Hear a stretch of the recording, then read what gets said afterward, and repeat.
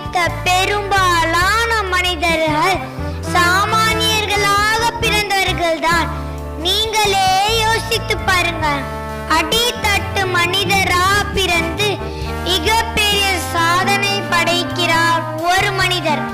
ஆனா அவர்களுக்கு பிறந்து கோடீஸ்வரலா வளர்ந்த அவரது பிள்ளைகள் அந்த அடித்தட்டு மனிதரின் சாதனையை மிஞ்ச முடியவில்லை.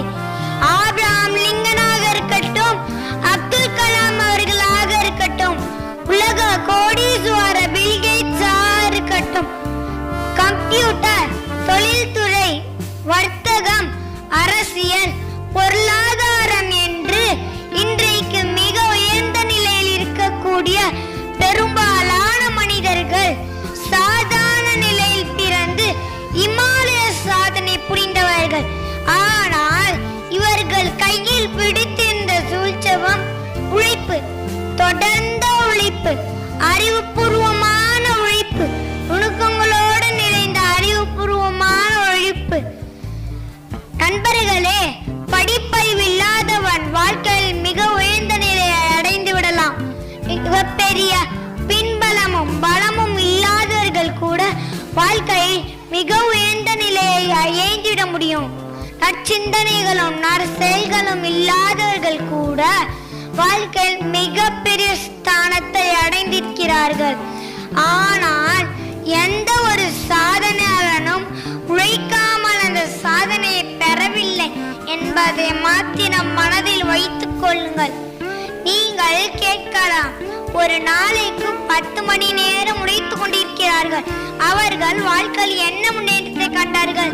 அவர்கள் வாழ்க்கை ஒரு நாளைக்கு 10 மணி நேரம் சுமை தூக்குகின்ற தொழிலாளிகள் கூட கடுமையாக உழைத்துக் கொண்டிருக்கிறார்கள், அவர்கள் வாழ்க்கையில் என்ன முன்னேற்றத்தை கண்டார்கள் என்று நீங்கள் கேட்கலாம். நண்பர்களே, உடல் உழைப்பு என்பதை விட அறிவால் உழைப்பது என்பதுதான் மிக முக்கியமானது. வாழ்க்கை என்பது ஒரு சதுரங்க வேட்டை. இங்கு உடல் பலம் உள்ளவர்களுக்கு வெற்றி கிட்டாது, அறிவில் பலம் உள்ளவர்களுக்கு மட்டும்தான் வெற்றி கிட்டும். காரியங்கள் செய்வது மாத்திரம் அல்ல வாழ்க்கை, காய் நகர்த்துவதுதான் வாழ்க்கை. நம் எதிரில் நமக்கு இடையூறாக நிற்கின்ற அத்தனை தடை கற்கள், அதை எப்படி சாதுரியமாக தகர்த்தெறிந்துவிட்டு முன்னேறுவதை யோசித்து யோசித்து ஒவ்வொரு அடியையும் எடுத்து வையுங்கள். சரியான நேரத்தில் முறையான முடிவுகள் எடுப்பவர்கள் மாத்திரமே வெற்றியாளர்கள். ஒவ்வொரு மனிதர்களையும் சேமியுங்கள், ஒவ்வொரு மனிதர்களையும் சம்பாதிக்க தொடங்கள். வெற்றி என்பது நிச்சயம் உங்களை தேடி வரும். உடல் கேட்கும் ஆசைகளையும் மனம் கேட்கும் இச்சைகளையும் உங்கள் அறிவை கொண்டு கடிவாளம் விடுங்கள். உங்களை இயக்குவது நீங்களாக மாத்திரமே இருக்க வேண்டும். உங்கள் வெற்றியினை உறக்கச் சொல்லுங்கள். அது உங்கள் மேலுள்ள தன்னம்பிக்கையை மேலும் மேலும் மேம்படுத்தும். தோல்விகளிலிருந்து நாம் கற்றுக்கொள்ள வேண்டியது பாடங்கள் மாத்திரம்தான். தோல்விகளே சுமந்து நடப்பதற்கு அது நம் வாரிசு கிடையாது. நான் வெற்றியாளன், நான் வெற்றி பெறுவேன், நான் நிச்சயமாக வெற்றி பெறுவேன் என்று மனதிற்குள் சொல்லிக் கொண்டே இருங்கள். எப்போதும் இந்த நெருப்பு நம் மனதில் எரிந்து கொண்டே இருக்கட்டும். நாம் உறங்கும் போதும் நம் சிந்தனையில் இந்த நெருப்பு எரிந்து கொண்டே இருக்கட்டும். வெற்றி நாள் குறிப்பது நம் கையில் தான் இருக்கிறது. ஒரு நாள் உனது வியர்வை துளிகளும் வைரமாகும். உழைப்பே என்றும் உயரம் தரும் என்று கூறி இத்துடன் என் உரையை நிறைவு செய்கிறேன். நன்றி, வணக்கம்.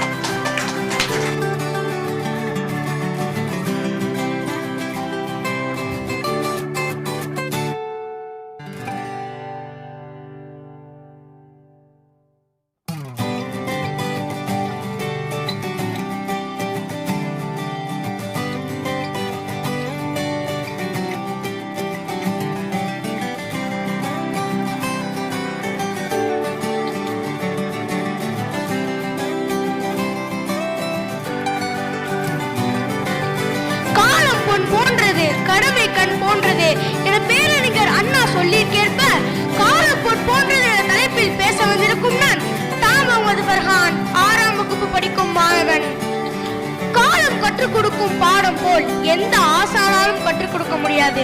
காலமே நமது உயிர். அதை வீணாக்குவது உன்னையே நீ வீணாக்குவது போன்றதாகும். காலம் நதியை போன்றது. உற்பத்தியாகும் இடத்திற்கு திரும்ப வராது. நேரத்தை செலவழிக்கும் போது கடிகாரத்தை பார். ஓடுவது முள்ளல்ல, உன் வாழ்க்கை.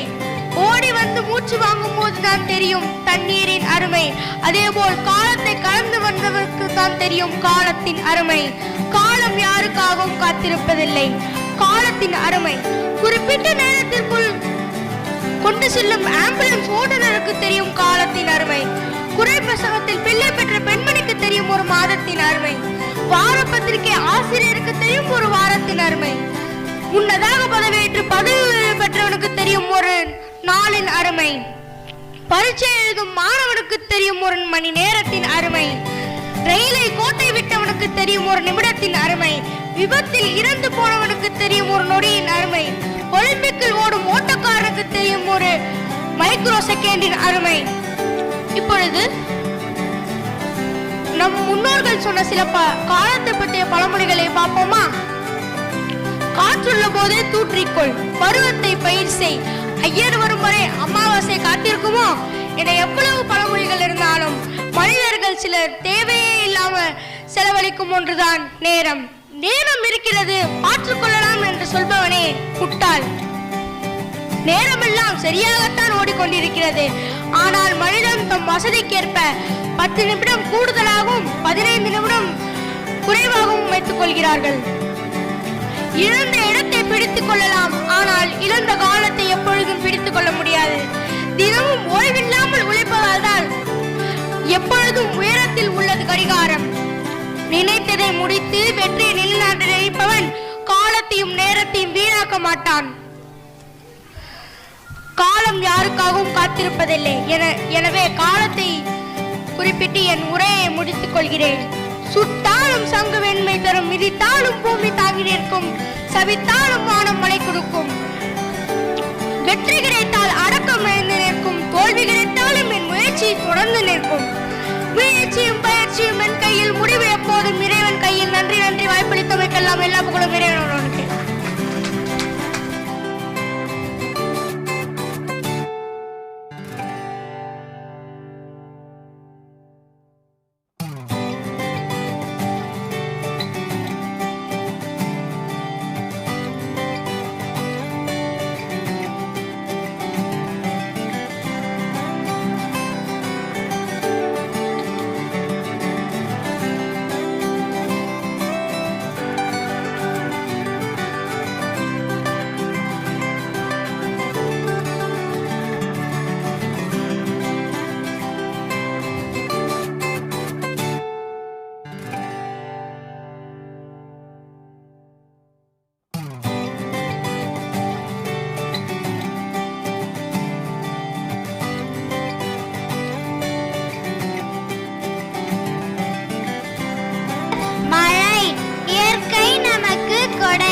கொடுத்த இயற்கை தான் மழை. மழை இருப்பவன் இல்லாதவன் பார்த்து பொழிவதில்லை, கற்றவன் கல்லாதவன் பார்த்து பொழிவதில்லை, உயர்ந்தவன் தாழ்ந்தவன் பார்த்து பொழிவதில்லை, மேடு பள்ளம் பார்த்து பொழிவதில்லை, ஏழை பணக்காரன் பார்த்து பொழிவதில்லை. மழை இந்து ஆலயங்கள் பார்த்து பொழிவதில்லை, கிறிஸ்தவர்களின் தேவாலயங்களை பார்த்து பொழிவதில்லை, இஸ்லாமியர்களின் மசூதியை பார்த்து பொழிவதில்லை. மழை எல்லோருக்கும் பொதுவாகத்தான் பொழிகிறது.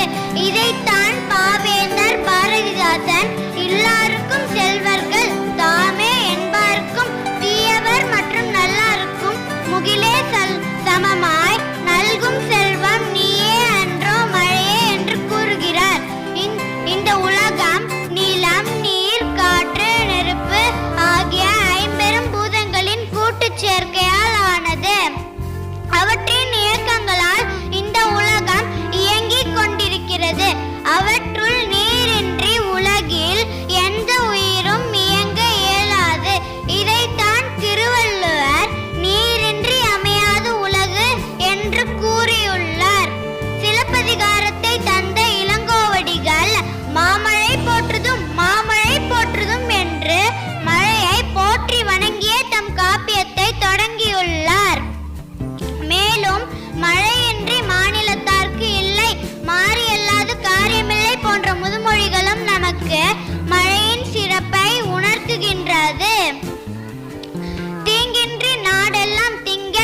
மாதம் மும்மாரி மன்னவா, தேசத்தில் மாதம் மும்மாரி என்றும் பெய்து வருவன அதற்குரிய சான்றுகளாம்.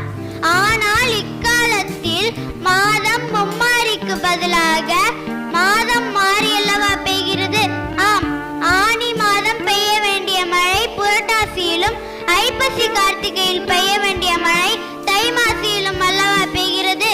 சில காலங்களில் மழை பெய்யாமலே போய்விடுகிறது. இதன் விளைவு தண்ணீர் பற்றாக்குறை. இந்த விளைவிற்கு காரணம் வளிமண்டலத்தில் உள்ள ஓசோன் படலத்தில் ஏற்பட்ட பாதிப்பு என்று அறிவியலாளர்களின் கருத்து.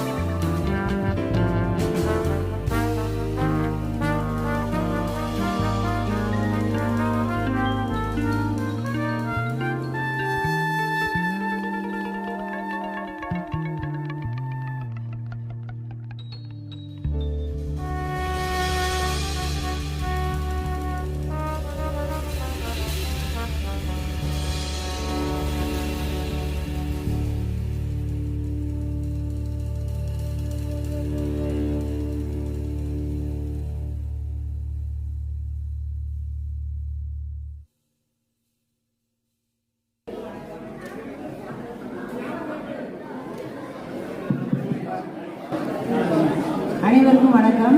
நல்ல நம்ம பள்ளி குழந்தைகள் பரிசுத்தர் வந்தவங்க தாய்மார்கள் நல்லா கூப்பிட்டு பாராட்டுறேன்.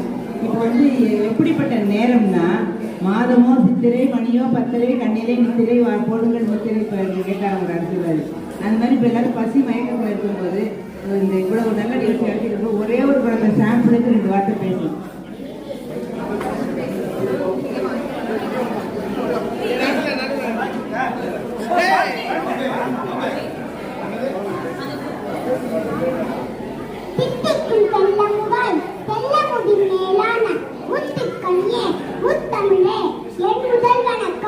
அனைவருக்கும் வணக்கம்.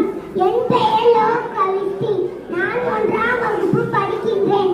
நான் பேச போகிற தலைப்பு சாதியிலே இல்லை அடிபாப்பு.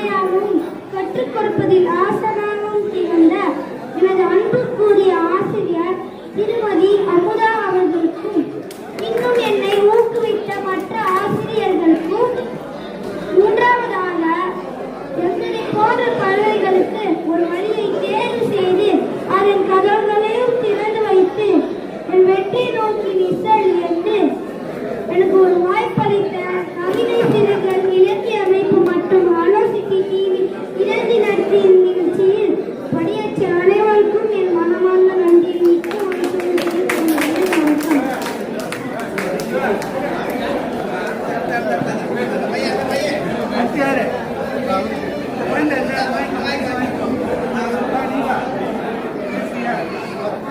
அளவற்ற அருளாளரும் நிகரற்ற அன்புடையவருமானவரே, அல்லாவின் திருப்பெயரால் ஆரம்பம் சொல்கிறேன்.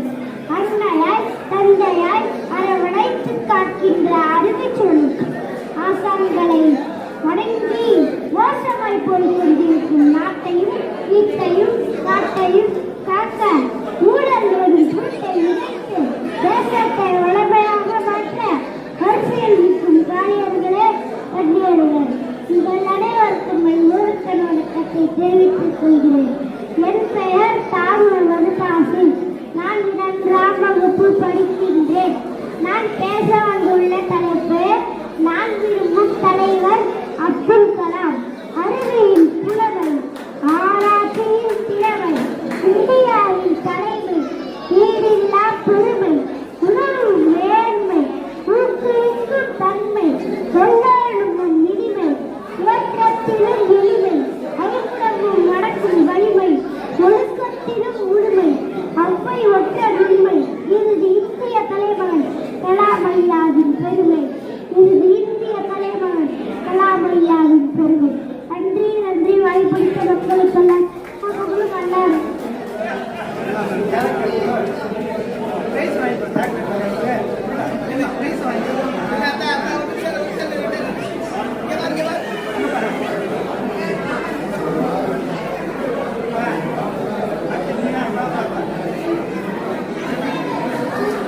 என் பேர் ஆரணி மதுபாலம். நான் 1ஆம் வகுப்பு படிக்கிறேன்.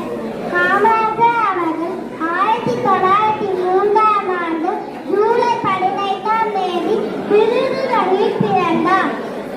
இவர் தந்தை குமாரசாமி, தாரா சிவகாமி அம்மையார். இவர் சிறு வயதிலே செய்தித்தாள் படிக்க பழக்கம் உண்டு. பல தலைவர்களை மேடை பேச்சு கேட்க பழக்கம் உண்டு.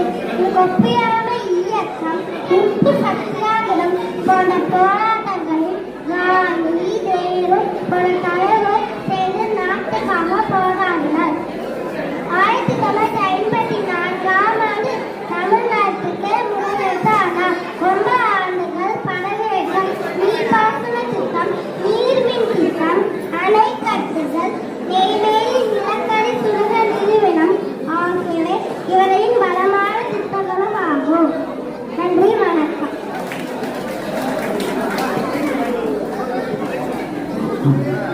ஓவிய கவிஞர் ஐயா அன்புச்சித்திரன் அவர்களை அன்போடு மேடை கலைக்கிறோம்.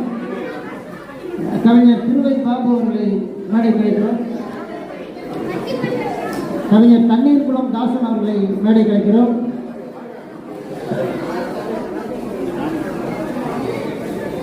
ஐயா ராமமூர்த்தி அவர்களை மேடை கலைக்கிறோம்.